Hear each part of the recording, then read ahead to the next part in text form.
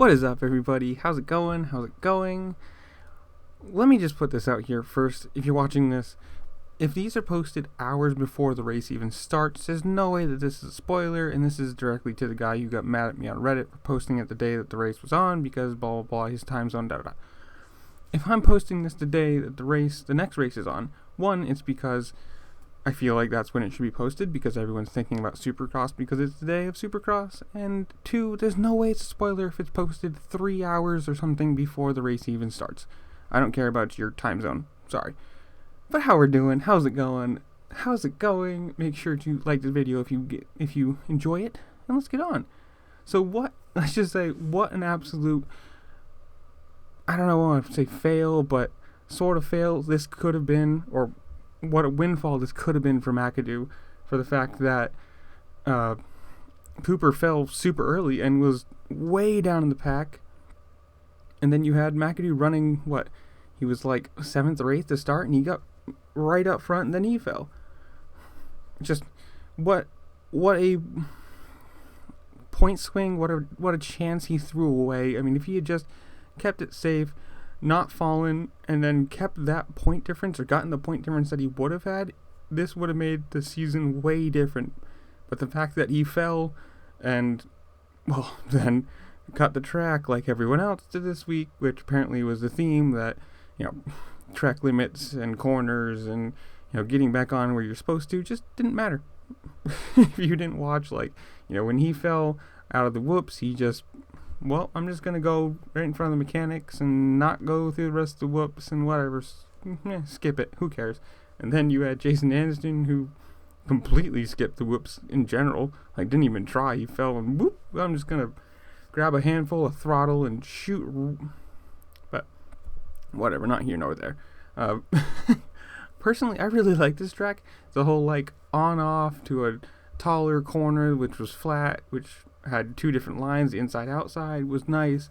It was a lot more technical, being that it was, smaller 180 after 180. I don't know. I personally like this track a lot. It made for some really good racing. Good job from Mitchell Harrison getting out front on a smaller team, bike with less power, obviously, than everyone else, with the factory boys getting all the pieces and parts they possibly want. And can we just talk about the hilariously good pass that Hunter Lawrence made, going from 3rd to 1st in the turn before the finish line? Just, Harrison and Swall fighting in front of him. He just went right inside, took them both, bam. That's the kind of move you think of his brother doing, just being talented. It's really good seeing seeing Hunter just get out front in that kind of way. He didn't wait and have to do one pass or another or just whatever it was. He just went and he was gone. Really nice. But then again, like I said, you had McAdoo fall, and instead of being 4th, he ended up 11th behind Cooper, and there goes his point gap. And it was one of those things that he could have had a really good race, and he threw it away. Otherwise, I don't really remember much from the 250s. Sorry. I'm saying I like the track and the racing was good, but then I don't remember anything from the 250s. It's the same thing, east-west. Neither of them are really all that exciting to me at this point. Good job for Hunter Lawrence, just getting out front and just putting laps down, getting away from everyone. I mean, he was 5 seconds ahead of everybody. Then you had Swole, Peters, Marchbanks, Harrison, Cooper, Smith, and McAdoo, who, he fell behind. He fell down and couldn't catch Cooper, couldn't keep up with him, ended up 3 or 4 places behind him. Good job for Hunter Lawrence for winning. I think they had something that he did it. His brother got a faster podium, but he got a faster win, for 2 or 3 races or something like that. And then, the 450s. You had exactly what everyone wanted this year.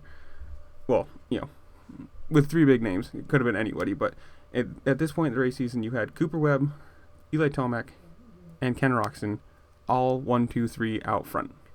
That's what everyone wanted this year. Your 3 big names. I mean, kenroczen's never won a Supercross championship, but he's a huge name. You have your last year's winner in Eli Tomac, the year before that winner in cooperwebb. They're all 1, 2, 3 in points, and they're all racing each other 1, 2, 3 within like a second gap. Like, that's really, really, I mean, that was good TV. That's what everyone wanted to see. That was good racing. And Cooper just said, I'm done. I'm gone. Here we go. Roczen couldn't keep the pace. I mean, he was there for a good 5-6 minutes. And then both Tomac and Webb just pulled away from him, which has got to be a giant blow to his ego, confidence, whatever you want to say. You know, being the fact that he was right up front with everyone else. He was right there racing with his two biggest competitors, and then gone. And as I said before, the Jason Anderson thing, if you didn't see, Vince Friese fell in the corner before the whoops. He picked up his bike, pulled it off the berm backwards. He hit Tickle, who was in front of Anderson. And then, so another stupid thing involving, what's his name, Friese. And then Jason Anderson said, you know what, screw it, over the tough block I go, grabbed a handful of throttle, ripped it right down by the whoops, didn't even care, and just, he was gone. Like, just hilarious. The track limits just, they apparently didn't matter this race. It is what it is, I guess. Like, I don't know if anybody really got any in big trouble for it, but who knows. Again, Plessinger had a good race. Wilson, again, right where Wilson normally runs, 8th, 9th, like, good for him.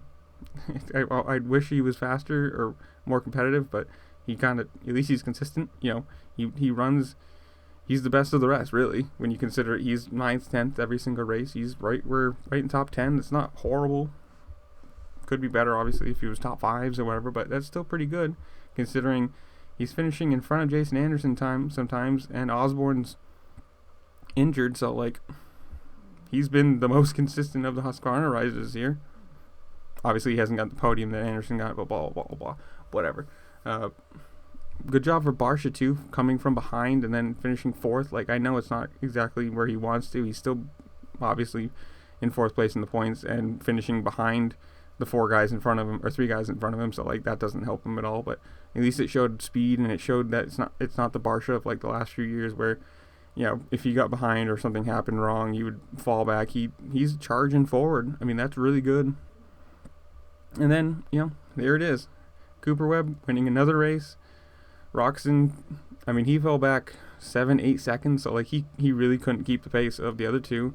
And I don't know. I don't know what to say. I mean, I don't know if this is the beginning of the end for Roczen, or if this is just, you know, he's not doing well in Arlington. But it looks like the Webb wagon is just going to roll again, because by the end of the race, he was 5 seconds out on Tomac. He was 9 seconds out on Roczen, 20 seconds out on Barcia. Like, he had really good pace all race, all night long, all main long, whatever you want to call it, main event. And, well, you know, the number 2 is keeping the red plate, and looks like he might be going for a second year of number 1.